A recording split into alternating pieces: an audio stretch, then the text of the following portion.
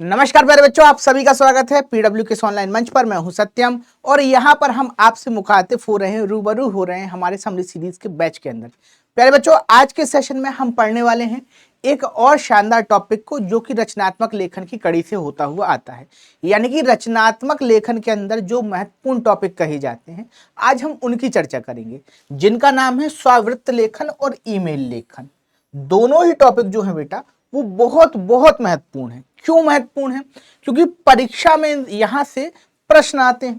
साथ ही साथ स्वावृत्त लेखन की जो परंपरा है, वहां से सारी चीजें जो हैं आपको यहां सिखाने का प्रयास किया गया है। क्योंकि स्वावृत्त लेखन एक ऐसा विषय है जो व्यवहारिक जीवन में भी आपके काम में आता है।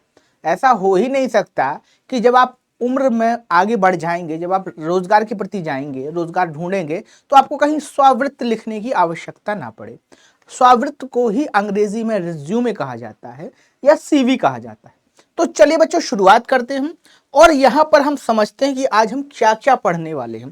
तो देखो, स्वावृत्त लेखन को हम पढ़ेंगे और ईमेल लेखन को भी हम जानेंगे। किसे जानेंगे? ईमेल लेखन को, ठीक है। और इसके साथ साथ हम जानेंगे और भी कई कड़ियां, जैसे स्वावृत्त कैसे लिखा जाता है, अच्छे स्वावृत्त की क्या क्या विशेषताएं हैं और कैसे हम परीक्षा में लिखकर अच्छे अंक प्राप्त कर सकते हैं। तो चलिए बच्चों, शुरुआत करते हैं। सबसे पहले बात करते हैं स्वावृत्त क्या होता है। तो देखो भैया, स्वावृत्त से जो माना जाता है, यानी कि आशय माना जाता है, स्वयं के लिखित विवरण से। क्या कहा गया हमसे? स्वावृत्त, ठीक है।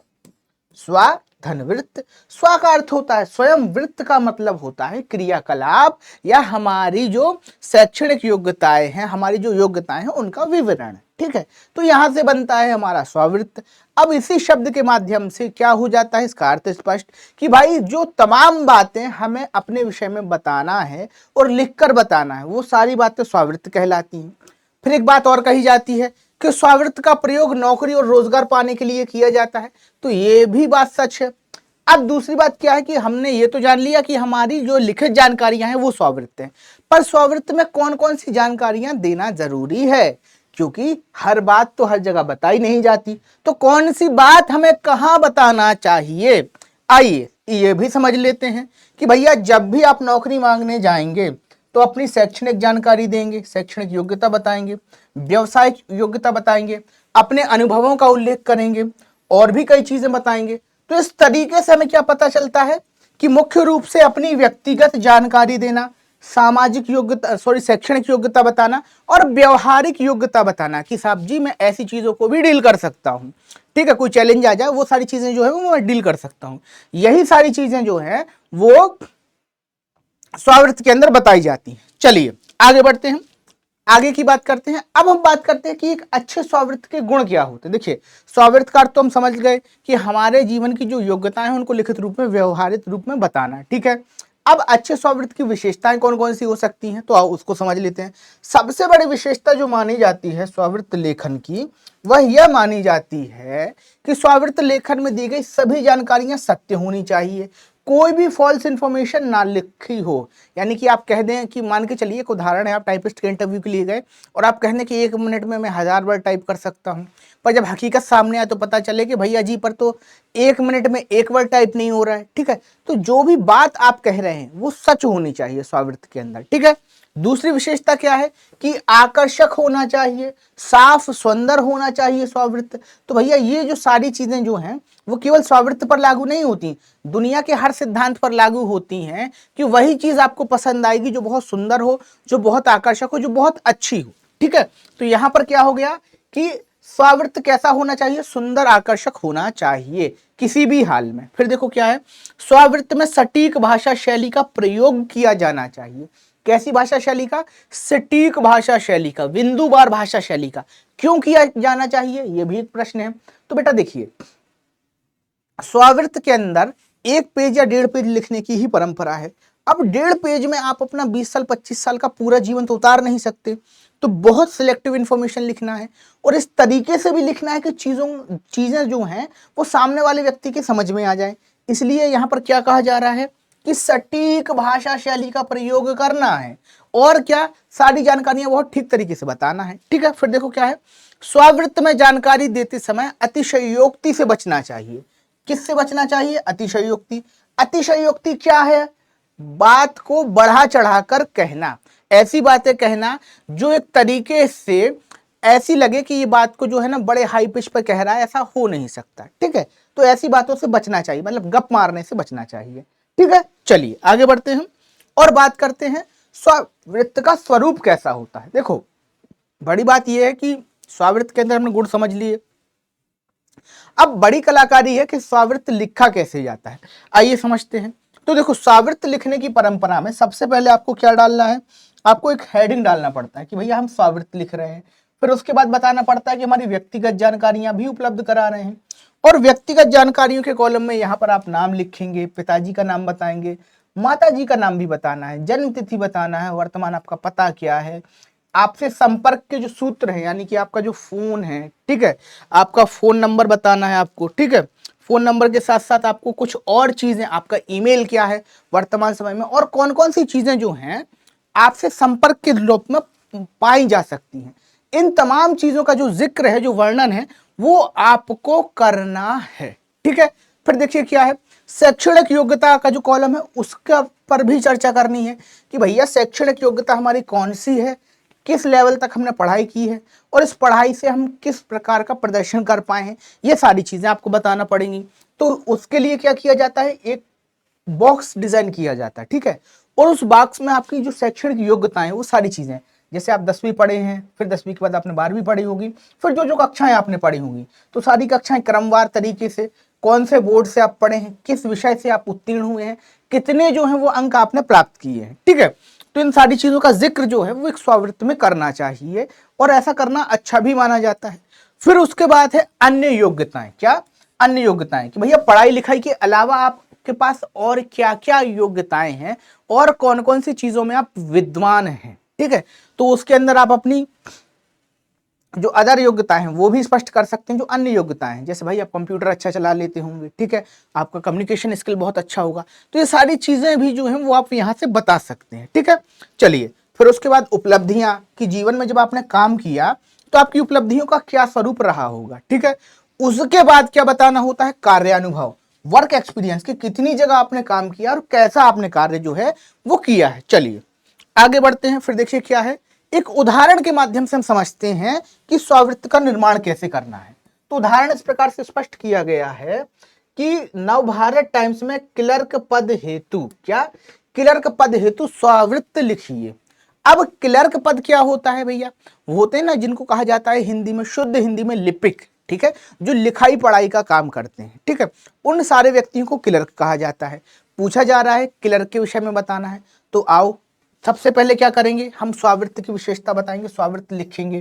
ठीक है, फिर उसके बाद व्यक्तिगत जानकारी बताएंगे। व्यक्तिगत जानकारी में हम क्या बता रहे हैं कि हमारा जो नाम है, जिस इस स्वावृत्त को जो प्रस्तुत कर रहा है उसका नाम है गीतमाला शर्मा। ठीक है, उसके पिताजी का नाम है लाल शर्मा, माताजी का नाम है माला शर्मा। जन्म तिथि बताएंगे कि जन्म तिथि क्या है, 15 अगस्त 1990 को हुआ था जन्म। ठीक है, और कहाँ के रहने वाले हैं, वर्तमान पता भी हम बता देंगे, दूरभाष क्रमांक भी हम बताएंगे, मोबाइल नंबर भी बताएंगे, और ईमेल भी बताएंगे। ये संपर्क बताना बेटा जरूरी होता है, क्योंकि संपर्क सूत्र यदि आप नहीं बताएंगे, कॉन्टैक्ट इन्फॉर्मेशन अगर आप नहीं बताएंगे, तो कोई भी व्यक्ति आपसे कैसे कनेक्ट करेगा। ठीक है, इसलिए ये अनिवार्य है। ठीक है, तो इस चीज को जरूर ध्यान रखिएगा। हाँ, परीक्षा में अपना ओरिजिनल फोन नंबर या मोबाइल नंबर डाल के मत आ जाना। ठीक है, क्योंकि ये भी जो है मसला है ना, वो थोड़ा सा नकल प्रकरण के अंदर ना आ जाए। ठीक है, कि भाई ये नंबर क्यों दे रहे हैं अपना। ठीक है, इसलिए अपना ओरिजिनल नंबर या ईमेल आईडी वगैरह मत डालना है। ठीक है, चलिए फिर देखिए आगे क्या है, शैक्षणिक योग्यताओं की चर्चा करनी पड़ती है कि भैया शैक्षणिक योग्यता कौन कौन सी हैं। तो यहाँ पर भैया पहली जो योग्यता है वो 10वीं की है, कि सीबीएसई बोर्ड से हम पास हुए थे। उसके बाद प्रथम श्रेणी में पास हुए थे। विषय कौन कौन से थे? फिर वही सेम बात है 12वीं के संदर्भ में, कि 12वीं के संदर्भ में भी हम क्या है, सीबीएसई से पास हो रहे हैं। विषय हमारे हिंदी, संस्कृत, सामाजिक विज्ञान आदि विषय हैं, संगीत विषय हैं, और प्रथम श्रेणी में भी हम यहाँ से पास हो रहे हैं। ठीक, फिर आगे बताया जा रहा है स्नातक हमने कहाँ से किया है, या इस व्यक्ति ने स्नातक कहाँ से किया, तो स्नातक के विषय में भी बताया गया है। पंजाब यूनिवर्सिटी से किया है। कौन कौन से विषय में किया है? हिंदी, अंग्रेजी, संस्कृत, गणित में किया है। और यहाँ पर भी हमारी जो प्रतिभा संपन्न अभिव्यक्ति है वो दिखाई देती है, और यहाँ पर भी हमने फर्स्ट डिवीजन जो है वो प्राप्त किया है। ठीक है, तो इस तरीके से हमने अभी तक क्या जाना कि प्रारूप के बाद हमने एक लाइव एग्जाम्पल देखा जहां पर हमने व्यक्तिगत विवरण को समझा, फिर उसके बाद शैक्षणिक विवरण कैसे लिखना है, इन सारी चीज को समझा। अब चलिए आगे बात करते हैं अन्य योग्यताओं की। तो अन्य योग्यताओं के अंदर आप बताएंगे कि भैया कंप्यूटर में डिप्लोमा है। क्यों बताना है ये बात? क्योंकि आप लिपिक के कार्य के लिए जा रहे हैं और आजकल लिपिक के कार्य के लिए डिप्लोमा चाहिए ही चाहिए। ठीक है, फिर बात है हिंदी अंग्रेजी की जानकारी। तो जो भी टाइपिस्ट होता है उसे हिंदी अंग्रेजी की जानकारी कॉमनली होना चाहिए। ठीक है, और देखो वही योग्यता यहाँ पर लिखना पड़ता है, वही सारी चीजें जो है वो लिखनी है जो आपके जॉब टाइटल से मैच कर रही हूँ, यानी कि जिस तरीके के प्रश्न में आपसे पूछा जा रहा है उसी तरीके से आपको उत्तर लिखना है। अगर वो कह रहा है क्लर्क का है तो आपको कंप्यूटर का नॉलेज होना चाहिए, आपकी टाइपिंग स्पीड अच्छा होना चाहिए, हिंदी अंग्रेजी का थोड़ा बहुत नॉलेज होना चाहिए। ठीक है, तो ये सारी बातें आपको लिखना पड़ेंगी। ठीक है, और यहाँ पर टाइपिंग स्पीड का मसला भी आ जाएगा कि हिंदी की टाइपिंग जो है वो 30 वर्ड प्रति मिनट है, अंग्रेजी की टाइपिंग जो है 40 वर्ड प्रति मिनट है। ठीक है, अन्य उपलब्धियां आप बता सकते हैं कि आप जीवन के और क्षेत्रों में कैसे थे। ठीक है, और कार्यानुभव की चर्चा तो आप स्वयं करेंगे ही। ठीक है, तो इस तरीके से ये स्वावृत्त लेखन का एक छोटा सा एग्जाम्पल था जिसको हमने समझा। अब आइए बेटा बात करते हैं ईमेल लेखन। तो देखो यहां पर मैं तुम्हें एक बात बताता हूं कि ईमेल लेखन और स्वावृत्त लेखन दोनों एक साथ ही आते हैं। ठीक है, आपसे बोलेगा कि स्वावृत्त बनाकर ईमेल लिखिए। ठीक है, या स्वावृत्त का ईमेल लेखन कीजिए, इस तरीके से प्रश्न बनते हैं। तो दोनों चीजें एक ही तरीके से हैं और परंपरा भी यही है कि पहले स्वावृत्त बनाया जाता है फिर उसे ईमेल में भेज दिया जाता है या ईमेल के थ्रू सेंड किया जाता है। ठीक है, तो यहाँ पर दोनों टॉपिक जो हैं वो एक दूसरे से जुड़े हुए हैं। ठीक है, इसलिए दोनों टॉपिक को एक तरीके से ही पढ़ना है। अब हम बात करते हैं ईमेल लेखन क्या है। तो भैया ईमेल लेखन की परिभाषा हमें ये बताती है कि संदेश एवं सूचनाओं का डिजिटल प्रेषण ही ईमेल कहलाता है। जब हम किसी संदेश को, किसी सूचना को डिजिटल माध्यम से एक दूसरे के यहाँ भेजते हैं तो उसे ही हम ईमेल कहते हैं। इसके लिए हम क्या करते हैं, सेंडर और रिसीवर दोनों का ईमेल एड्रेस होना जरूरी है। अब यहां पर एक बात और समझ लो कि ईमेल के दो प्रकार माने जाते हैं। कौन कौन से दो प्रकार? एक औपचारिक ईमेल लेखन, एक अनौपचारिक ईमेल लेखन। औपचारिक क्या है? जब हम किसी संस्था को पत्र लिखें, किसको? संस्था। ठीक है, संस्था। ठीक है, अधिकारी और क्रय विक्रय। ठीक है, इन सारी चीजों के लिए अगर हम पत्र लिख रहे हैं तो वो सारी चीज क्या है? वो सारी की सारी चीज क्या कहलाएगी? आपकी औपचारिक पत्र लेखन कहलाएगी, सॉरी ईमेल लेखन कहलाएगी। ठीक है, और इनके अलावा जब हम दोस्त रिश्तेदारों को पत्र लिखेंगे तो वो अनौपचारिक कहलाएगा। अब यहां पर याद रखना कि हमारे लिए जो ईमेल लेखन है वो औपचारिक ईमेल लेखन है, अनौपचारिक ईमेल लेखन जो है वो हमारे सिलेबस का पार्ट नहीं है। ठीक है, चलिए आगे बढ़ते हैं। अब इसको समझो कि यहां तक हमने ईमेल लेखन के विषय को जाना है। ठीक है, अब हम बात करते हैं ईमेल के तत्व क्या होते हैं। जब हम ईमेल लिख रहे होते हैं तो किन किन चीजों का हमें ध्यान रखना चाहिए। अब ईमेल जैसे ही लिखना शुरू करोगे तो सबसे पहले अपने काय पे जाओगे, जीमेल अकाउंट पे जाओगे, वहां पर क्रिएट पर या कंपोज पर आप क्लिक करेंगे और जैसे ही कंपोज पे आप क्लिक करेंगे एक डायलॉग बॉक्स खुल के ओपन आएगा जिसके अंदर ऊपर सबसे पहले लिखा होगा मैसेज। ठीक है, मैसेज के बाद लिखा होगा फ्रॉम यानी कि जो ईमेल लिख रहा है। ठीक है, जैसे आप लिख रहे हैं तो आप क्या आ जाएंगे? फ्रॉम में आ जाएंगे, यानी प्रेषक में आ जाएंगे। किस में आ जाएंगे? प्रेषक में आ जाएंगे। ठीक है, फिर टू उसके लिए प्रयोग में लाया जाता है जो ईमेल को रिसीव करेगा या जिसके लिए आप ईमेल लिख रहे हैं, यानी कि प्राप्तकर्ता। कौन? प्राप्तकर्ता। ठीक है, फिर एक चीज और है, सीसी और बीसीसी का कॉन्सेप्ट है। सीसीसी का अर्थ होता है कार्बन कॉपी। अगर एक ही मेल 100 लोगों को भेजना है, ठीक है, तो अलग अलग तो लिखोगे नहीं, सीधा सबका यहां पर नाम दे दो सीसी में, सबके पास वो मेल चला जाएगा। फिर एक ऑप्शन आता है ब्लाइंड कार्बन कॉपी। यहां पर बेटा एक बात याद रखना कि जब एक मेल ऐसा भेजना हो कि किसी दूसरे व्यक्ति को पता ना चले कि कौन कौन के पास ये मेल गया है या किस किस के पास इस मेल को भेजा गया है, तब वहां पर आप जो है ना वो बीसीसी ऑप्शन का यूज करते हैं। फिर इसके बाद आता है बेटा सब्जेक्ट। ठीक है, सब्जेक्ट में आप सारी चीजों को बताते हैं कि हमारे ईमेल की प्रस्तावना क्या है, किस कारण हमने ये ईमेल भेजा है, और उसके बाद आपका मेन बॉडी आ जाता है। सारी चीजें जो है वो आपको लिखकर सेंड करना पड़ती हैं, ठीक है। और इस बटन को दबाइएगा, सेंड करिएगा तो ईमेल सेंड हो जाएगा, ठीक है। आई बात समझ में? चलिए, ये तो था ईमेल लेखन के तत्व। अब बात करते हैं ईमेल लेखन का तरीका क्या होगा, किस तरीके से हम ईमेल को लिख सकते हैं। तो सबसे पहले वही ईमेल एड्रेस से शुरुआत होगी। फ्रॉम में आप अपना एड्रेस देंगे, टू में जहां भेजना है उसका एड्रेस देंगे, सीसी के अंदर उस व्यक्ति का एड्रेस देंगे जिसको आप चाह रहे हैं कि बहुत सारे लोगों को यदि आप भेजना चाहते हैं तो सीसी के थ्रू आप भेज सकते हैं। फिर यहां पर आप लिखेंगे अपना सब्जेक्ट कि किस कारण आपने ईमेल को भेजा, ठीक है। फिर उसके बाद आपका मुख्य विषय शुरू होगा। मुख्य विषय के बाद जब आप मुख्य विषय लिखें उससे पहले संबोधक, ठीक है, संबोधक शब्दों का प्रयोग भी करना है। जैसे प्रिय मित्र, प्रिय, अगर किसी औपचारिक तरीके से लिख रहे हैं तो प्रिय का प्रयोग करेंगे। अगर आप अनौपचारिक रूप से लिख रहे हैं, ठीक है, सॉरी, अगर औपचारिक लिख रहे हैं तब आप प्रयोग करेंगे सम्मानीय शब्दों का, जैसे सेवा में, प्रिय, मुख्य, इन सारी विषयों का। और अगर नहीं कर रहे हैं, औपचारिक मेल है, नहीं है, तो आप अपने मन से लिख सकते हैं, जो व्यक्ति जिस प्रकार का उस प्रकार से, ठीक है। फिर यहां से आपका शुरू होगा मुख्य कंटेंट कि भाई क्यों हम इस पत्र को लिख रहे हैं, क्यों हम इस ईमेल को भेज रहे हैं, ठीक है। अंत में आप अपना नाम लिखेंगे और धन्यवाद या जो भी समाप्ति सूचक शब्द हैं उनका प्रयोग करेंगे, ठीक है। चलिए देखिए, अब इसके बाद बात करते हैं ईमेल लेखन की सावधानियां कि भाई किन किन बातों को ध्यान में रखना चाहिए। तो सबसे बड़ी सावधानी क्या है?